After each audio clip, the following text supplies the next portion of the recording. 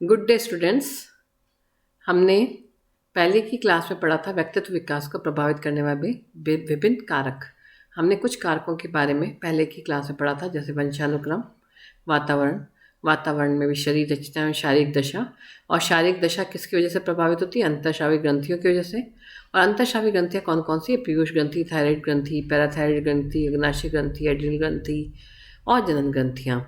उसके अलावा जो व्यक्तित्व के विकास को प्रभावित करते हैं वो होती परिपक्वता यानी मैच्योरिटी, एंड फिर लिंग, पुरुष है या महिला है उसके हिसाब से व्यक्तित्व का विकास प्रभावित होता है।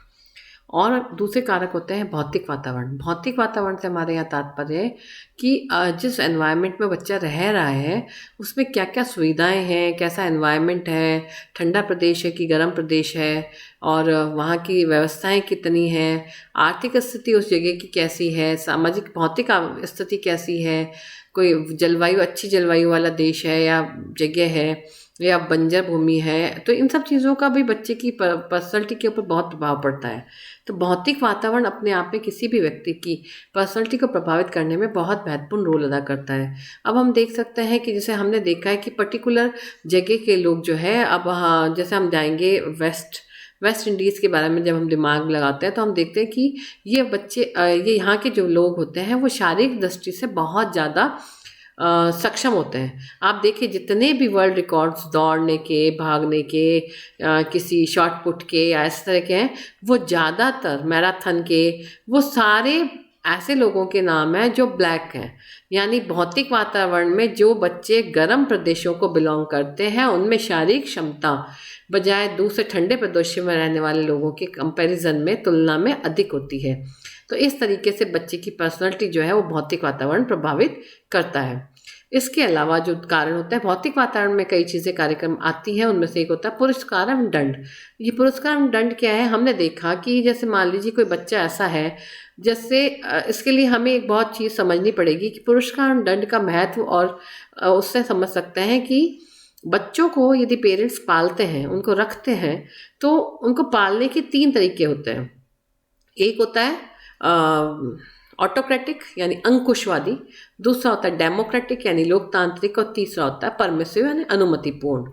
तो आप देखो कि जैसे पहले के जो पेरेंट्स होते थे वो अंकुशवादी रवैये को अपनाते थे, अपने बच्चों को बिल्कुल कंट्रोल में, नियंत्रण में, कड़े नियंत्रण में रखते थे, और उनको जो काम करना है वो करना ही है। वो उसके लिए वो तर्क बात नहीं करते थे, तर्क नहीं करते थे कि क्यों करना है और क्यों नहीं करना है।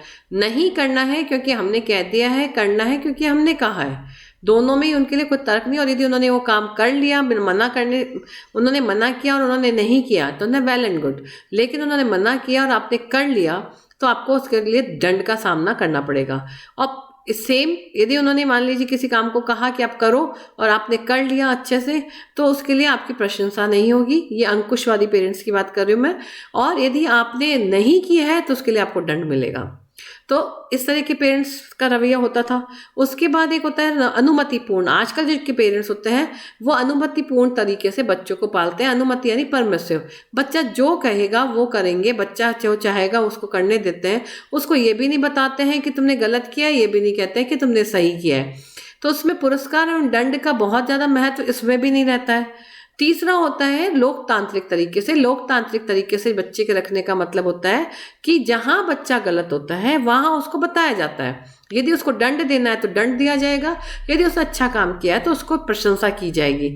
तो इस तरीके से यदि बच्चा पला और बड़ा है, यदि लोकतांत्रिक तरीके से बच्चे को पाला गया है, तो उस बच्चे की पर्सनैलिटी स्वतः ही अच्छी होगी एज कंपेरेटिव अंकुशवादी या फिर परमिसिव यानी अनुमतिपूर्ण तरीके से। पुरस्कार एवं दंड के महत्व को हम इस तरीके से समझ सकते हैं कि यदि मान लीजिए कोई बच्चा क्लास में बहुत अच्छा काम करता है और टीचर कहता है वेल डन, देखो सब बच्चे इस बच्चे के लिए क्लैप करेंगे, तो उस बच्चे को मोटिवेशन मिलेगा और उसको लगेगा कि नेक्स्ट टाइम मुझे और प्रयास करने होंगे। लेकिन साइमल्टेनियसली यदि मान लीजिए कोई बच्चा अच्छा काम कर रहा है, उसको कोई पुरस्कार नहीं दिया गया और उल्टा उसको दंड दिया गया है तो वो काम उसको नहीं रिपीट करेगा, और साथ में वो दंड से डरेगा भी, तो वो उसकी पर्सनैलिटी में नकारात्मकता दिखाई देगी। कई बच्चे होते हैं जिनको खूब मार पीट कर पेरेंट्स बड़ा करते हैं, खूब मारते हैं, तो ऐसे बच्चों में दब्बूपन जो है वो आसानी से दिखाई दे जाएगा। वो किसी भी काम को करने से पहले हिचकिचाएंगे, उनमें कोई भी चीज़ को आगे बढ़कर करने की ललक नहीं दिखाई देगी। तो इस तरीके से उसकी पर्सनैलिटी पे हम इसका प्रभाव देख सकते हैं। पुरस्कार एवं दंड का अपने आप एक सकारात्मक और नकारात्मक प्रभाव व्यक्तित्व पर दिखाई देता है। उसके बाद आता है विद्यालय का पाठ्यक्रम। वो कौन सी कॉलेज या स्कूल से पढ़ा हुआ है, उसका सिलेबस क्या है, इसका भी बच्चे की पर्सनैलिटी पे प्रभाव पड़ता है। पाठ्यक्रम का मतलब हमारा ये नहीं है कि उसको सीबीएसई बनाया है कि आरबीएसई है। पाठ्यक्रम मतलब वो कौन से मीडियम में पढ़ा हुआ है। जैसे हम लोग कहते हैं कि एक पर्टिकुलर मिशनरी स्कूल का बच्चा है, भाई ये तो इंग्लिश वाला बच्चा है, ये तो इंग्लिश में पढ़ा है, ये सरकारी स्कूल का बच्चा है। ये आपका विद्यालय का पाठ्यक्रम ही होता है जो बच्चे के व्यक्तित्व को प्रभावित करता है। पर इस चीज से हम कतई ये नहीं कह सकते हैं कि संपूर्णतया व्यक्तित्व विद्यालय के पाठ्यक्रम पर प्रभावित करने वाला होता है, क्योंकि जितने भी बड़े लोग हुए हैं वो जरूरी नहीं है कि सब मिशनरी स्कूल में पढ़े हो। वो सरकारी स्कूल में पढ़कर भी अच्छे व्यक्तित्व वाले हो सकते हैं, लेकिन इसका प्रभाव उनके ऊपर जरूर पड़ता है विद्यालय का, कि वो कौन से विद्यालय में पढ़े हैं और उनका उस विद्यालय में कैसा एटीट्यूड, टीचर्स का कैसा एटीट्यूड था और बच्चों का कैसा आपस में सामंजस्य था। इन सब का भी बच्चे की पर्सनैलिटी के ऊपर बहुत अच्छे से प्रभाव पड़ता है। फिर आता है शिक्षक का आचरण एवं व्यवहार। अभी मैं आप लोग से बात करना चाहूंगी कि आप लोग ने अपनी स्कूल में कई टीचर्स को देखा होगा, तो आपको कई बार ऐसे अच्छे टीचर्स मिले होंगे जिसकी वजह से आप उस पर्टिकुलर विषय को लेना चाहेंगे, है ना। आपने अभी मान लीजिए आपके पास में आपने 12th में कई बच्चों के पास में गृह विज्ञान नहीं था, आपने इस बार गृह विज्ञान विषय लिया है। लेकिन कई बच्चों के पास में गृह विज्ञान था लेकिन उन्होंने गृह विज्ञान को ऑप्ट नहीं किया है, नहीं हमें नहीं लेना है, कारण कि मैम जो स्कूल में टीचर थी वो तो बहुत डांटती थी, हमें बहुत तरीके ऐसे रखती थी, मेरे को तो अच्छा नहीं लगता था, जो टीचर ही नहीं अच्छा लगता था। तो वो शिक्षक का जो आचरण और व्यवहार है उसकी वजह से आपने अपने इस विषय का चयन जो है वो किया, उसको प्रभावित कर दिया उसने, टीचर के आचरण ने। इसके अलावा भी शिक्षक जो होते हैं वो यदि आपको दिन भर आपको प्रताड़ित करते रहेंगे, तो बिल्कुल बुद्धू है, तुम कुछ नहीं कर सकते हो, तुम तो चुप ही रहो, तुम्हें कुछ भी नहीं आएगा, तुम हमेशा बुद्धू थे, तुम बुद्धू रहोगे। इस तरह का यदि शिक्षक आचरण करता है या व्यवहार करता है, बच्चे को पनिशमेंट देता है, 4 लोगों के सामने इंसल्ट करता है, तो बच्चे की पर्सनैलिटी पर इसका नकारात्मक प्रभाव आराम से देखने को मिल जाए। इसके जस्ट विपरीत यदि कोई शिक्षक ऐसा मिलता है कि बच्चे में कोई प्रतिभा ना होते हुए भी वो कहे कि नहीं बच्चा यू कैन डू इट, आपके अंदर में वो है, वो जील आपके अंदर है, आप में वो गुण है, सिर्फ आपको एक अच्छा मौका नहीं मिला, आज आपके लिए मौका है, आप कर सकते हो, मैं आपके साथ हूँ। तो इस वक्त ऐसे आचरण वाला शिक्षक के साथ जो बच्चा रहेगा उसके व्यक्तित्व में उसका सकारात्मक व्यवहार या प्रभाव दिखाई दे जाएगा। उसके बाद आता है विद्यालय का अनुशासन। बहुत इंपॉर्टेंट होता है बच्चे की पर्सनैलिटी के ऊपर। हमने देखा कि कुछ विद्यालयों में बहुत ज़्यादा अनुशासित तरीके से बच्चों को रखा जाता है। जैसे हम उम्मीद करते हैं, हम देखते हैं मिशनरीज है या केंद्रीय विद्यालय हैं, इनमें आप रहन सहन या अनुशासन के स्तर में अंतर देखेंगे। मिलिट्री स्कूल्स होते हैं, सैनिक स्कूल होते हैं, तो इनमें बच्चा जब रहता है डिसिप्लिन मैनर में रहता है, तो अनुशासन के कारण उसका व्यक्तित्व भी अनुशासित नजर आता है। आप देखिए यदि कोई बच्चा ऐसी स्कूल में रहा है जहाँ पे बहुत अनुशासन है, तरीके से बात करना है, बेटा आपको गंदी आवाज़ नहीं निकालनी है, गंदी गालियाँ नहीं देनी है, आपस में तू और आप कह के बात करना, आप कह के संबोधित करना है, एक दूसरे को सम्मान देना है, विद्यालय में कार्य आपको समय से पूर्ण करना है, साफ सफाई नहा धो कर आना है, आपको यूनिफॉर्म अच्छी पहननी है, प्रेस्ड होनी चाहिए। तो ये गुण बच्चे में जन्म से आने शुरू हो जाते हैं कि मुझे स्कूल जाना है तो मुझे अपनी ग्रूमिंग के ऊपर ध्यान देना है, मुझे स्कूल जाना है। ऐसे ही सेम यदि ऐसे स्कूल में चेक नहीं होता है, आपने देखा होगा आपके स्कूल में डेली आपके नेल्स चेक किए जाते हैं। यदि नेल्स चेक किए जाते हैं तो आपको आपकी आदत है कि हमारे नेल्स बढ़े हुए नहीं मिलने चाहिए, क्योंकि नेल्स बढ़े हुए मिलेंगे तो हमें पनिशमेंट मिल जाएगा, तो हम अपने आप को ग्रूम करके जाएंगे। यदि हमने ना टाई नहीं लगाई है तो स्कूल में क्लास में प्रेयर के समय उनको अलग खड़ा कर दिया जाएगा। तो आप उस ह्यूमिलेशन से बचने के लिए अपने आप को तैयार रख के जाते हैं। लेकिन दूसरी तरफ यदि कोई ऐसा स्कूल है जिसके ऊपर इसका कोई आप यूनिफॉर्म पहने हैं तो बहुत अच्छा किया, नहीं पहने हैं तो और भी अच्छा किया, आपने गंदे से कपड़े पहने हुए कोई बात नहीं है, यदि अच्छे कपड़े पहन ले तो भी कोई बात नहीं। तो आपकी पर्सनैलिटी में भी उसी तरह का आचरण दिखाई देने लग जाएगा। फिर आता है सांस्कृतिक मूल्यों का हस्तांतरण। ये बहुत इंपॉर्टेंट फैक्टर है बच्चे की पर्सनैलिटी को प्रभावित करने वाला।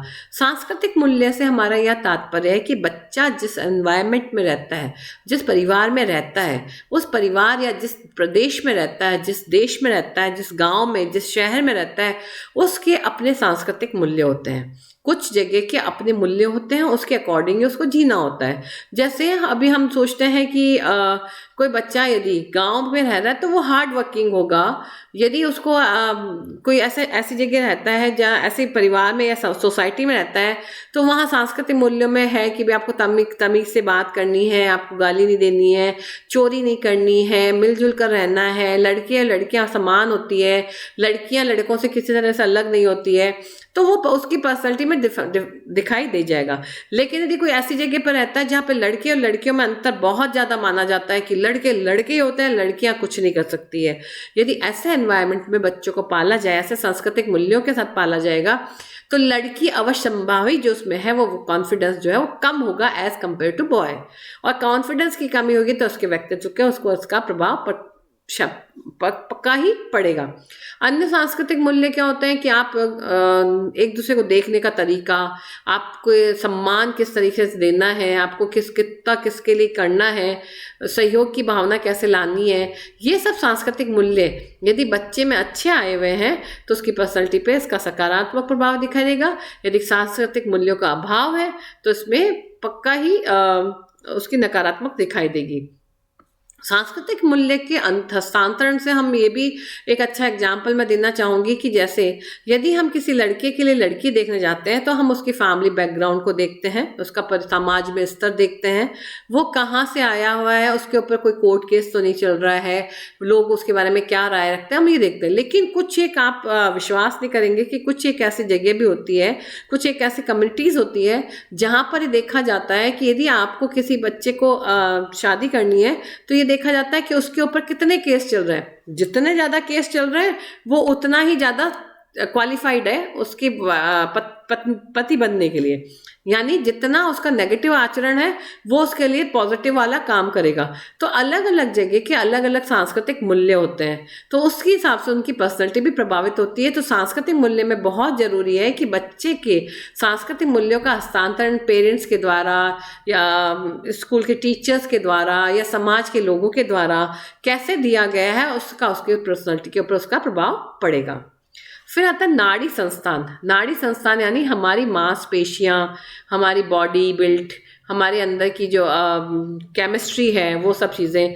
नाड़ी संस्थान यानी मान लीजिए कोई बच्चा जो है उसकी मांसपेशियाँ कमज़ोर है, वो सुदृढ़ नहीं है, तो उसका पर्सनैलिटी उसकी तरह की दिखाई देगी। आपने देखा होगा कुछ लोग होते इतने लेथार्जिक से होते हैं, ऐसे रो रो के रैंग रैंग के चलते हैं, थोड़ा सा काम करने के बाद थक जाते हैं, है ना, और जिनको बहुत जल्दी चोट लग जाती है या बहुत ज़्यादा प्रताड़ित अपने आप को महसूस करने लग जाते हैं, तो जिनके नाड़ी संस्थान यानी मांसपेशियाँ या नर्व सिस्टम है वो अच्छे से फंक्शन नहीं कर रहा हो तो उसकी पर्सनैलिटी भी प्रभावित होती है। बहुत इंपॉर्टेंट है नाड़ी संस्थान में नर्व्स आपकी कैसे फंक्शन कर रही है, आपकी ब्रेन की नर्व्स कैसे काम कर रही है, आपका जो सुषुम्ना नाड़ी है वो आपकी कैसे फंक्शन कर रही है, इसके ऊपर भी आपकी पर्सनैलिटी का प्रभाव पड़ता है। उसके बाद आता है शरीर रसायन, बॉडी केमिस्ट्री। बॉडी केमिस्ट्री का हमारे यहाँ तात्पर्य, यहाँ से तात्पर्य हमारा ये है कि हमारी बॉडी में विभिन्न तरह के रसायन श्रावित होते रहते हैं। जैसे हमने बताया था अंतःस्रावी ग्रंथियाँ, तो विभिन्न तरह के श्रावण करती रहती है। तो जब वो बॉडी केमिस्ट्री जैसे है, मान लीजिए किसी का हाजमा खराब है, पाचन तंत्र सही नहीं है, कुछ भी खाएगा उसको वॉमिटिंग हो जाती है या उसका डाइजेशन नहीं होता है, तो वो बच्चा जो है उसकी बॉडी में उसका एब्जॉर्प्शन नहीं हो पाएगा, पोषक तत्वों का अवशोषण नहीं होगा। पोषक तत्वों का अवशोषण नहीं होगा तो उसमें शारीरिक रूप से कमजोरी रहेगी। तो जहाँ उसकी बॉडी केमिस्ट्री भी अच्छी नहीं है, उसकी शारीरिक उसमें कमी है या शारीरिक रूप से उसकी जो कैपेसिटी होती है वो कम है, तो वो बच्चे की पर्सनैलिटी को प्रभावित करेगी। यदि शरीर रचना बॉडी केमिस्ट्री बहुत अच्छी है तो उसकी नो डाउट उसकी पर्सनैलिटी भी अच्छी होगी। ये कुछ फैक्टर्स थे जो बच्चे की पर्सनैलिटी को प्रभावित